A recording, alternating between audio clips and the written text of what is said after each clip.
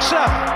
Back at a point, there's more work. সিপিএলে নিজের জাত চেনালো সাকিব, 300 স্ট্রাইকে ব্যাট করে জেতালেন নিজের দলকে। দর্শক, ক্যারিবিয়ান প্রিমিয়ার লিগ মাতিয়ে রাখলেন বাংলাদেশের অলরাউন্ডার সাকিব আল হাসান। ব্যাট হাতে দেখালেন ভয়ঙ্কর রূপ। মাত্র 30 বলে খেললেন 90 রানের এক বিধ্বংসী ইনিংস। পুরো মাঠ যেন কেঁপে উঠল তার 4-6-এর ঝড়ো ব্যাটিংয়ে। দলের বিপদের মুহূর্তে নামেন ক্রিজে, শুরু থেকেই চালিয়ে খেলতে থাকেন। তার ইনিংসে ছিল 8টি বিশাল ছক্কা ও 7টি চমৎকার বাউন্ডারি। প্রথম দিকে দল ছিল চাপের মুখে, দ্রুত উইকেট হারিয়ে বিপর্যয়ে পড়েছিল সাকিবের দল।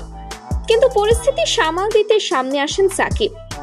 একদিকে আক্রমণ আর অন্যদিকে ঠান্ডা মাথায় খেলা চালিয়ে নিয়ে যান।